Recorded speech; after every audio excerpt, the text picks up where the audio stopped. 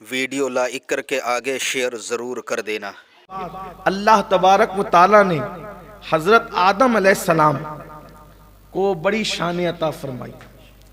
چونکہ آج ہم نے جو وہ اور انبیاء کرام اور اپنے نبی کی شان دونوں کو ساتھ ساتھ پڑھنا ہے کہ وہاں کیا ہے یہاں کیا ہے۔ وہاں شان ہی ہے، کوئی نبی بغیر شان والا نہیں، سب نبی شان والے، لیکن اپنے نبی کی شان کیا ہے دیکھیے۔ حضرت آدم علیہ السلام کو پیدا کرنا ہوا اس لیے کہ جس کو پیدا کرتے ہیں اس کو خمیر سے پیدا کرتے ہیں۔ خمیر مطلب جس سے انسان بنتا ہے، خمیر سے پیدا کرتے ہیں۔ تو آدم علیہ السلام کو بھی خمیر سے پیدا کیا، خمیر بنایا، اور ہمارے حضور علیہ السلام کو بھی خمیر سے پیدا کیا۔ حالانکہ ان کی حقیقت تو ان کا رب جانتا ہے، ان کی ایک شان نور بھی ہے، ایک شان بشر بھی ہے، حقیقت اللہ ان کی جانتا ہے، کیونکہ حضور نے خود فرمایا کہ میری حقیقت کو میرے رب کے سوا کوئی نہیں جانتا۔ تو اب حضرت آدم علیہ السلام کو بنانا ہے، تو بنایا کہاں کی مٹی سے؟ جہاں پر آدم علیہ السلام دفن ہونے والے تھے۔ اور حضور علیہ السلام کا خمیر بھی کہاں سے لیا؟ جہاں حضور علیہ السلام دفن ہونے والے تھے۔ دفن تو حضور کو ہونا ہی تھا نا، آخری آرام گاہ تو بننی تھی۔ حضرت آدم علیہ السلام کی بھی آخری آرام گاہ بننی تھی، لیکن اب دونوں کے خمیر کے لیے فرق کیا ہے؟ یہی بات ہے، دیکھو اپنے نبی کی شان۔ خمیر آدم بنانے کے لیے زمین سے حصہ اٹھایا جاتا ہے۔ خمیر آدم بنانے کے لیے مٹی زمین سے اٹھائی جاتی ہے، حصہ زمین سے اٹھایا جاتا ہے، اور پھر وہ مٹی جنت میں لے جائی جاتی ہے۔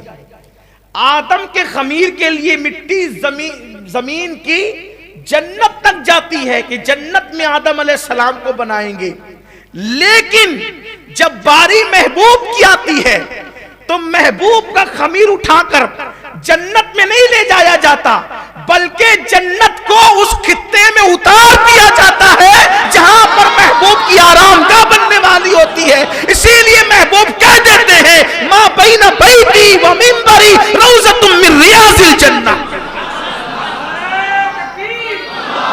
ان کے لیے خمیر جنت تک گیا، ان کے لیے خمیر جنت تک گیا، ان کے لیے جنت خمیر گاہ تک چلی آئی۔ ان کے لیے یہ اپنے نبی کی شان ہے، یہ اپنے نبی صلی اللہ علیہ وآلہ وسلم کا مقام ہے۔ واللہ ایسی شان والا کوئی، اسی لیے تو میرے امام نے کہا سب سے اولا وہ آلہ ہمارا نبی، سب سے بالا وہ آلہ ہمارا نبی، سب سے اولا وہ آلہ ہمارا۔ دیکھیں یہ انتہا کیا شان ہے، اور لیکن یہ شان کی انتہا نہیں ہے، یہ تو صرف ہم بس پڑھتے جا رہے ہیں، بولتے جا رہے ہیں۔ انتہائی شان تو ان کا مولا جانتا ہے۔ جب ابتدا کی ہے، بھئی یہ پیدائش کی بات ہے نا، جب دنیاوی ظاہری زندگی کی ابتدا کا یہ حال ہے تو پھر ابتدا تو ایسی ہے، انتہا خدا جانتا، اور انتہا خدا ہی جانتا ہے، کوئی نہیں جانتا۔ پھر دوسری بات کہ آدم علیہ السلام کو بنایا، تو آدم علیہ السلام کو بنانے کے بعد ان کے اکرام و اجلال اور تکریم کے لیے فرشتوں کو حکم دیا آدم کو سجدہ کرو۔ کیا کہا؟ آدم کو علیہ السلام سجدہ۔ لوگ جان جائیں میرا آدم کیا ہے، میرا خلیفہ کیا ہے۔ انی جائل فی الارض خلیفہ، کہا نا میرا خلیفہ کیا ہے، لوگوں کو پتا چل جائے۔ اور پہلے ہی دن آدم علیہ السلام کو سجدہ کروایا۔ حالانکہ امام راضی نے اس سے پردہ بھی اٹھایا، فرمایا کہ وہ سجدہ تو در حقیقت نور مصطفیٰ کو تھا، لیکن چلیں وہ عشق کی بات ہے، ظاہری معنی پر ہی گفتگو کر لیتے ہیں، کیونکہ اہل ظاہر بھی دنیا میں رہتے ہیں، تو وہ تو عشق والے تو محبوب کی فضیلت ہر جگہ ڈھونڈ ہی لیتے ہیں، لیکن اہل ظاہری کے معنی میں دیکھتے چلے جائیں کہ فرشتوں کو کہا کہ آدم کو سجدہ کرو۔ کیوں؟ حضرت آدم کی عزت۔ اب آدم کی عزت علیہ السلام یہ ہے کہ فرشتے سجدہ کرتے ہیں، محبوب کی عزت کیا ہے؟ اب دونوں کی طرف آئیے دیکھیے، آدم علیہ السلام کی عزت کے اظہار کے لیے سجدہ، اور محبوب کی عزت اور تکریم کے اظہار کے لیے درود۔ وہاں فرشتوں سے سجدہ کروایا، یہاں فرشتوں سے درود پڑھوایا، لیکن اب فرق کیا ہے؟ فرق کیا ہے؟ سجدے سے بڑی شان درود کی ہے، سجدے سے بڑی شان درود کی ہے، تو وہاں سجدہ کروایا، یہاں درود پڑھوایا۔ لیکن فرق کیا ہے؟ سجدے کے لیے ایک متعینہ مدت تھی کہ اتنے ٹائم سے اتنے ٹائم تک سجدہ کرنا ہے، سجدہ کیا، پہلے نہیں تھے سجدے، پھر کیا، پھر اٹھا لیا۔ لیکن محبوب پہ درود پڑھوایا، وقت نہیں رکھا، قیامت تک پڑھتے رہے، حتیٰ کہ حبیب قیامت میں آئیں گے، حتیٰ کہ حبیب قیامت میں آئیں گے تو بھی فرشتے ان کو اپنے جلو میں لے کر درود پڑھتے ہوئے آئے۔ یہ شان ہے۔ پھر دوسری خاص بات، جب فرشتوں کو حکم دیا اسجد لآدم، آدم کو سجدہ کرو، تو ساتھ میں خود نہیں تھے، ساتھ میں خود نہیں تھے، لیکن جب محبوب پہ درود کا حکم ہوا تو کہا تم بھی پڑھو، میں بھی درود بھیجتا ہوں۔ وہاں خود ساتھ نہیں ہے، وہاں خود ساتھ نہیں، حکم ہے صرف تم کرو، تم کرو، اور یہاں خود ساتھ ہے کہ صلو علیہ۔ اچھا، پھر ایک خاص بات یہ ہے کہ بندوں کو بھی کہا کہ تم بھیجو، بندوں کو کیا کہا؟ تم بھیجو۔